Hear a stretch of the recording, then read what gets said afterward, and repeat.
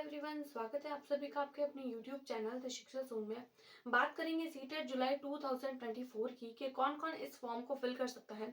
अगर आप लोगों ने 12th किया है, बीए किया है, बीकॉम किया है, बीसी किया है, बीटेक किया है या फिर अगर आप लोगों ने बीएससी किया है, उसके साथ साथ में आप लोगों ने बीएसटी किया है, बीटीसी किया है, बीएड किया है या फिर नहीं भी किया है, तो कौन कौन से ऐसे कैंडिडेट हैं जो इस फॉर्म को फिल कर सकते हैं और कौन कौन से कैंडिडेट ऐसे हैं जो इस फॉर्म को फिल नहीं कर सकते।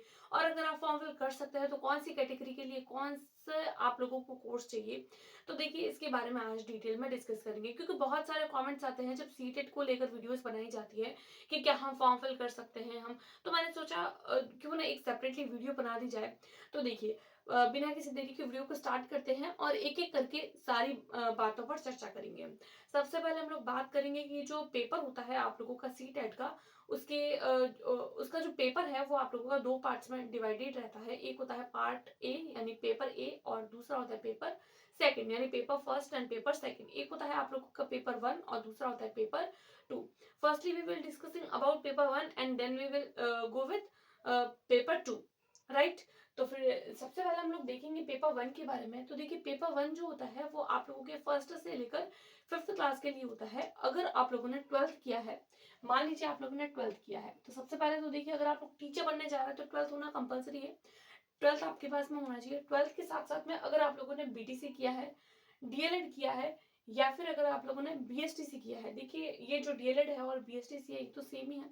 उसके साथ साथ में अगर आप लोगों ने बीटीसी किया है तो you can apply your form for CTET, right.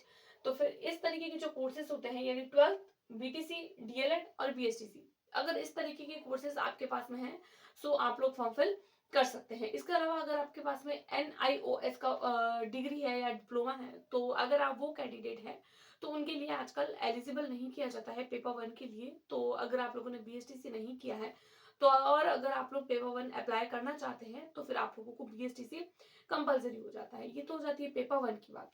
उसके बाद में हम लोग बात करेंगे पेपर टू की। पेपर टू जो होता है वो थोड़ा सा कॉम्प्लिकेटेड माना जाता है, क्योंकि इसके लिए हर कोई कैंडिडेट अप्लाई नहीं कर सकता। क्योंकि देखिए अगर हम कोई भी डिग्री या फिर कोई भी गवर्नमेंट एग्जामिनेशन देते हैं तो हमारे पास में 12th जो होती ही है, यानी कि 12th हर कैंडिडेट करता है और 12th के बाद में बीएसटीसी भी जनरली हो जाती है।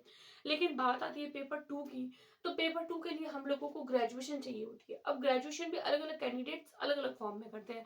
लाइक कुछ कैंडिडेट्स ऐसे होते हैं जो बीए करते हैं, कुछ ऐसे होते हैं जो बीकॉम करते हैं, कुछ ऐसे होते हैं जो बीसीए, कुछ बीएससी, इस तरीके से अलग अलग कोर्सेज होते हैं।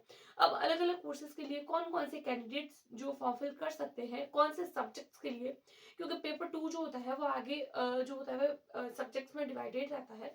एक होता है आप लोगों का science maths and then second होता है आप लोगों का एसएसटी, यानी एक होता है आप लोगों का सामाजिक विज्ञान, एक होता है गणित और विज्ञान। तो इस तरीके से दो पार्ट्स में डिवाइडेड रहता है। अब कौन से कैंडिडेट जो होता है वो एसएसटी का फॉर्म फिल कर सकते हैं और कौन से कैंडिडेट साइंस मैथ्स के लिए, इसके बारे में हम लोग थोड़ा डिस्कस करेंगे, राइट। तो देखिए अगर आप लोगों ने बीएससी किया है, मान लीजिए आप लोगों ने बीएससी किया है, तो बीएससी में आपका क्या सब्जेक्ट रहा होगा। बीएससी किया है तो आप लोगों ने 11th 12th में साइंस और मैथ्स या फिर साइंस सब्जेक्ट से, साइंस स्ट्रीम से किया होगा, चाहे बायो हो चाहे मैथ्स हो। तो आप लोगों ने बीएससी किया है, बीएससी किया है तो आप लोग साइंस और मैथ्स वाला जो पार्ट्स होता है उसके लिए जो है वो अप्लाई कर सकते हैं। यानी अगर आप लोगों ने साइंस सब्जेक्ट आप लोगों का 11th 12th में रहा है, उसके बाद में आप लोगों ने बीएससी किया है, तो बीएससी किया है तो फिर आप लोग साइंस और मैथ्स वाले सब्जेक्ट के लिए अप्लाई कर सकते हैं।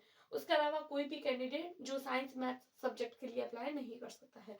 आप लोगों के पास में आपकी जो ग्रेजुएशन है वो आपकी साइंस सब्जेक्ट में होना कंपलसरी है। यानी कि साइंस के आप कोई भी साइंस स्ट्रीम से हो, कोई भी हो, आपका साइंस मैथ्स हो, बायो हो, कोई भी सब्जेक्ट है, लेकिन अगर आप लोग साइंस स्ट्रीम से हैं so you can fill your form in science stream, science and maths, right.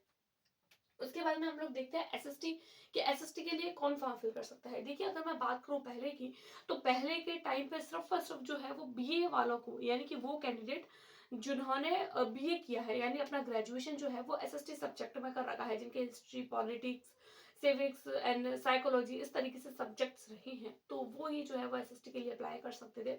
But BCom वालों को पहले जो है, यानी कि वो कैंडिडेट जिन्होंने कॉमर्स सब्जेक्ट में अपने जो है वो डिग्री कर रखी है, उन लोगों को इसके अंदर एलिजिबल नहीं किया जाता था। बट आजकल जो है वो बीकॉम वाले जो है उन लोगों को भी पेपर 2 के लिए अप्लाई कर सकते हैं वो भी, और पेपर 2 में भी एसएसटी के लिए उन लोगों को मौका दिया जाता है। उसके अलावा तो देखिए, अगर आप लोगों ने बीए किया है, यानी कि हिस्ट्री, पॉलिटी, इस तरीके से अगर आप लोगों के सब्जेक्ट रहे हैं, पॉलिटिकल साइंस इस तरीके से, तो फिर आप लोगों ने बीए किया है और आप लोग एसएसटी सब्जेक्ट के लिए अप्लाई कर सकते हैं। उसके अलावा अगर आप लोगों ने बीकॉम किया है, तो बीकॉम वाले कैंडिडेट भी एसएसटी सब्जेक्ट के लिए अप्लाई कर सकते हैं। बीकॉम वाले कैंडिडेट साइंस स्ट्रीम के लिए अप्लाई नहीं कर सकते हैं, तो इस बात को आप लोग थोड़ा ध्यान रखिए, राइट।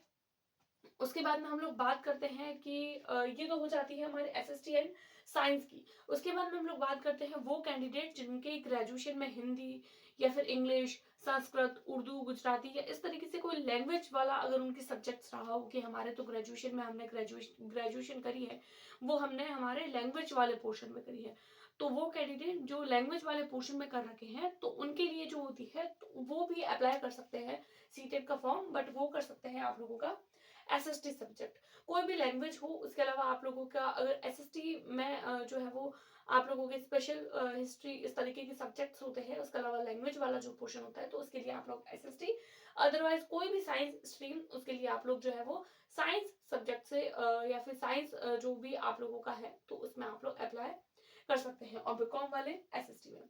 तो ये कुछ कुछ बातें होती है फॉर्म फिल के लिए।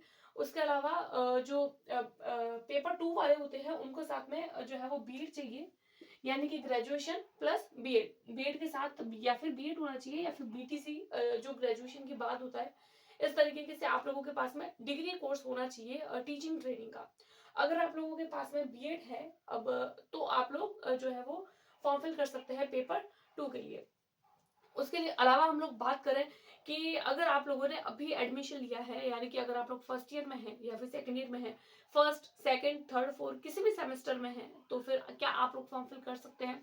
तो देखिए, जी हाँ, आप लोग फॉर्म फिल कर सकते हैं, चाहे आप लोगों ने अभी फॉर्म फिल किया है या फिर सिर्फ आप एक दिन कॉलेज गए हैं, 2 दिन कॉलेज गए हैं, फर्स्ट ईयर में है, सेकंड ईयर में है, semester first, second, third, fourth semester में है, थर्ड सेमेस्टर में है, किसी भी सब सेमेस्टर में अगर आप लोग हैं, और अगर आप लोगों का ग्रेजुएशन या फिर अगर आप लोगों का डिग्री कंप्लीट भी हो चुका है, तो भी आप लोग जो है फॉर्म फिल कर सकते हैं। तो अब हम लोग बात कर लेते हैं हमारे लैंग्वेज वाले पोर्शन को लेकर, कि हम लोगों को पता है कि सीटेट का फॉर्म फिल करते टाइम हम लोगों को 2 लैंग्वेजेस पढ़नी होती है, यानी कि एक तो हमारा सब्जेक्ट पेपर 2 के टाइम पे हम लोगों को एक तो हमारा सब्जेक्ट पढ़ना होता है, उसके साथ साथ हम लोगों को लैंग्वेजेस भी पढ़नी होती है, हिंदी, इंग्लिश, उर्दू, पंजाबी, गुजराती, बंगाली, जो भी आप लोगों की फेवरेट लैंग्वेज हो आप लोग पढ़ सकते हैं।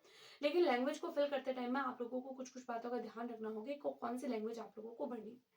आप लोगों का ग्रेजुएशन में कोई भी लैंग्वेज रहा हो, आप लोग किसी भी मीडियम से, वो डज नॉट मैटर, कोई भी हो सकता है, बट सीटेट का फॉर्म फिल करते टाइम आप लोगों को लैंग्वेज फिल करते टाइम स्पेशली आप लोगों को कुछ कुछ बातों का ध्यान रखना होगा। वो कुछ इस तरीके से है, मान लीजिए लैंग्वेज फर्स्ट आप लोग फिल कर रहे हैं, तो आप लोगों को ये ध्यान रखना है कि मान लीजिए आप लोगों का हिंदी बहुत अच्छा है, तो आप लोगों ने लैंग्वेज फर्स्ट जो है वो हिंदी फिल कर लिया।